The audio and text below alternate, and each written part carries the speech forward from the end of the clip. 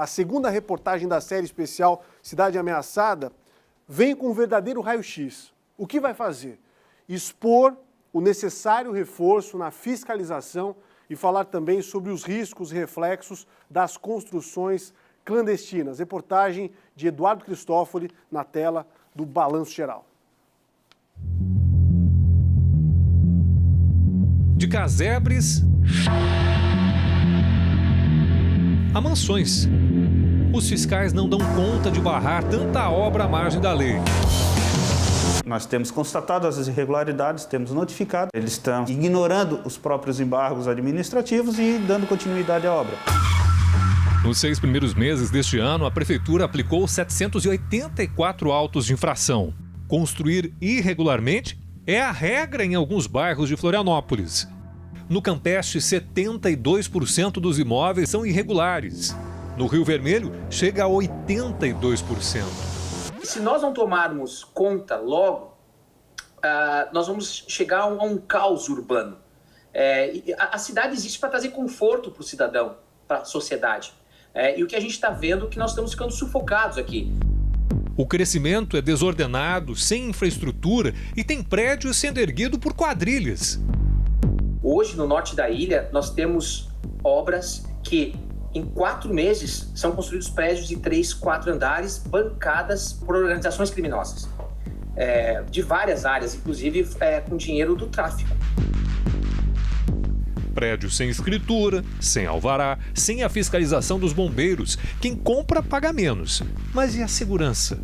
As pessoas estão sendo lesadas por essa ilegalidade, inclusive com a precariedade dessas obras. A gente sabe que aqui não tem um engenheiro, um técnico, o material é de péssima qualidade e o risco de cair, de ruir é muito grande. No ano passado, em Muzema, zona oeste do Rio, o que parecia um bom negócio acabou em tragédia. Acabou de desabar um prédio aqui. Meu Deus do céu. Do alto, o helicóptero da Record TV registrou o cenário de caos. Cláudio e a Dilma apostaram no clandestino e deixaram a filha de 10 anos órfã. Eles compraram um apartamento num prédio irregular por R$50 mil. Mal se mudaram e tudo virou um amontoado de entulho. O casal e mais 22 pessoas morreram na queda de 2 prédios construídos na clandestinidade. As obras seriam irregulares e não autorizadas pelos órgãos fiscalizadores. Em alguns pontos do Rio, o Estado parece ter abandonado a população à própria sorte. E aí, resta aos moradores pedir bênção a traficantes ou pagar por uma suposta proteção das milícias. Independentemente da escolha, os moradores não estão livres de balas perdidas, nem do transporte de má qualidade, vivem sem saneamento, sem o serviço dos correios, a luz é gato, o desemprego assombra. Segundo o IBGE, a cidade maravilhosa tem um índice de favelização de quase 20%. 1 em cada 5 domicílios fica dentro dessas comunidades. Na capital dos catarinenses, o índice de favelização é menor. Mas o cenário está mudando e numa velocidade impressionante.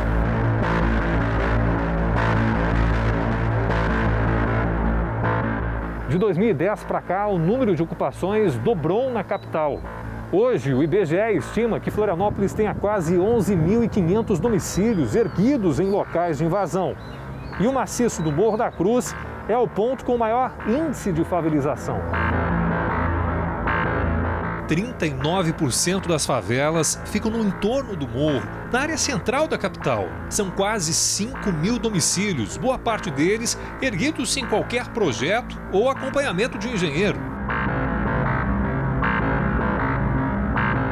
O que o Rio de Janeiro pode ajudar, o que a experiência do Rio pode ajudar em cidades como Florianópolis? Eu diria que uma das coisas fundamentais é tentar, antes que isso se torne completamente fora do controle, é tentar regular esse mercado de habitação popular, esse mercado informal de habitação popular. É trazer isso para a formalidade, né? Porque o que você tem são empresários ou empreendedores que muitas vezes têm um lucro limpo porque não paga imposto, né? E a margem da legislação, não há legislação. Então você começa a ver aqui nas favelas do Rio, você começa a ver arranha-céu, prédios inteiros, todos à margem da regulação mínima, né? Às vezes a fachada do prédio é de um prédio, digamos assim, de um bairro qualquer da cidade. Quando você entra, são escadas irregulares, não tem iluminação, não tem elevador, não tem qualquer, inclusive, segurança para os moradores. A Prefeitura de Florianópolis justifica que tem fiscalizado, mas muita gente ignora os embargos. Nesta rua, nos Ingleses, só se pode construir até 2 pavimentos. O Ministério Público entrou com uma ação e o juiz mandou demolir o prédio. O proprietário recorreu. Apesar da sentença, flagramos operários trabalhando na colocação de cerâmica na cobertura. E o que dizer deste outro prédio? A obra foi embargada mais de uma vez. Em janeiro, os fiscais da Secretaria de Meio Ambiente e Desenvolvimento Urbano retiraram os operários do local e apreenderam 22 sacos de argamassa e 37 de cimento. Uma semana depois, a Fundação Municipal do Meio Ambiente derrubou algumas paredes e anunciou que em 15 dias colocaria o prédio abaixo. Um prazo de 15 dias, o prédio vai abaixo, a gente vai fazer tudo com calma e vamos botar abaixo o prédio. Meio ano depois, dá uma olhada no que aconteceu. Ainda em abril, o Ministério Público entrou com um pedido liminar para que a Justiça determinasse a imediata paralisação da obra, proibisse a venda ou aluguel dos apartamentos e que a Celesc e a Casan cortassem a luz e a água. Apesar dos embargos e dos questionamentos na Justiça, o prédio está na fase de acabamento. Pela lei, não se pode construir em área de preservação permanente. Pelo plano diretor, não se pode erguer mais que 2 pavimentos nessa região. O construtor parece ditar a própria lei e já está construindo um segundo prédio no terreno vizinho. No início do ano, o responsável pela obra não quis conversar com a nossa equipe. Fala com a gente.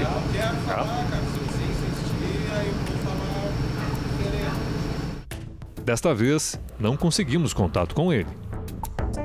Até em meio a construções precárias, tem gente querendo ganhar dinheiro fácil. Muitas pessoas afirmam que não tem casa, não tem teto e essa não foi uma alternativa, foi a única opção. Mas também tem gente construindo e colocando na internet para vender. E agora o pessoal aqui colocando abaixo a casa para proibir esse tipo de situação. Olha o que você vai falar aí! Estão vendendo as casas na internet por R$7 mil. O rapaz, que anunciou na internet a venda do terreno em meio à ocupação, ostenta fotos com armas e uma moto superpotente na rede social. O cara não tem que construir e vender para outro. Não, ninguém vai vender mais nada aqui. Ninguém vai vender mais nada aqui. Aqui mais um exemplo de pessoas de fora tentando se aproveitar do movimento. Veja, em meio a casebres, casas precárias, uma construção em alvenaria. Segundo o pessoal do movimento, não tem nada a ver com a ocupação Marielle. São pessoas em situação de risco por não ter um trabalho, não ter uma renda, não ter um dinheiro para poder pagar um aluguel. Agora, como em qualquer camada da sociedade, tem pessoas de má fé que ocupam esse local para fazer dinheiro.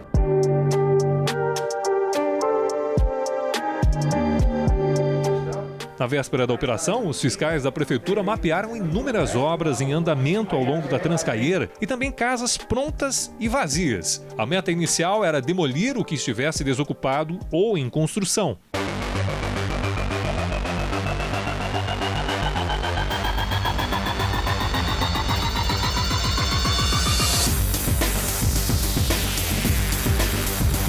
Ao ver a polícia chegando, os homens mandam as crianças para dentro de todas as casas e as mulheres vão para a linha de frente.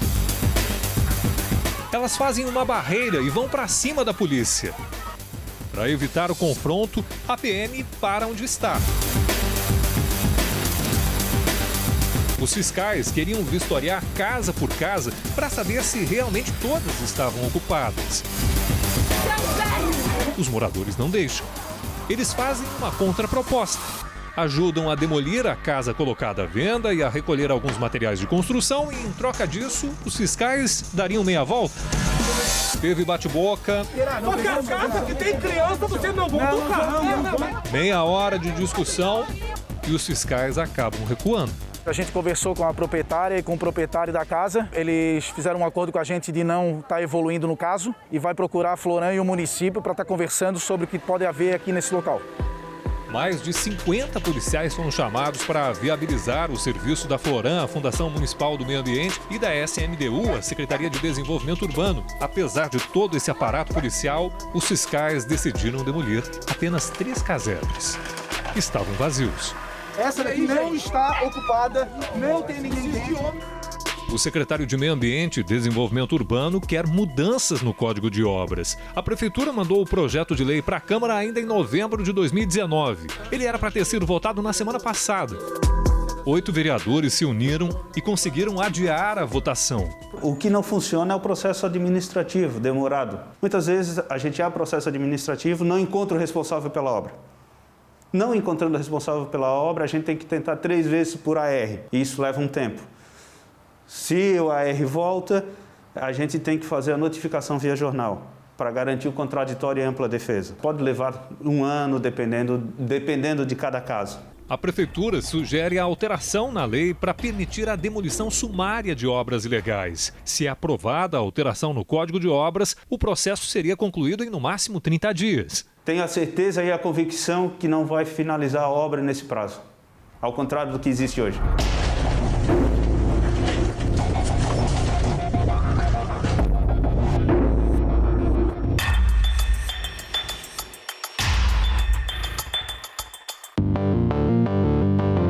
A dinâmica que a gente observa da ocupação territorial em Florianópolis realmente está cada dia mais preocupante. Na verdade, o que preocupa muito Florianópolis é o encanto de Florianópolis, como ela é vendida fora. Eu vim do Belém do Pará. Creio que aqui eu teria mais oportunidades, né? A gente veio da Bahia tem 1 ano e meio. Encontrou emprego?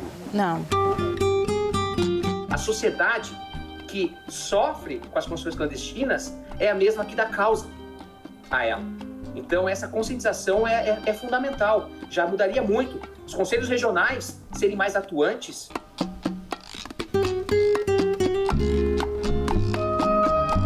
Você tem que responsabilizar também o mercado imobiliário por esse processo. Só vai ser solucionado mediante uma política de desenvolvimento urbano e, naturalmente, um desenvolvimento sustentável.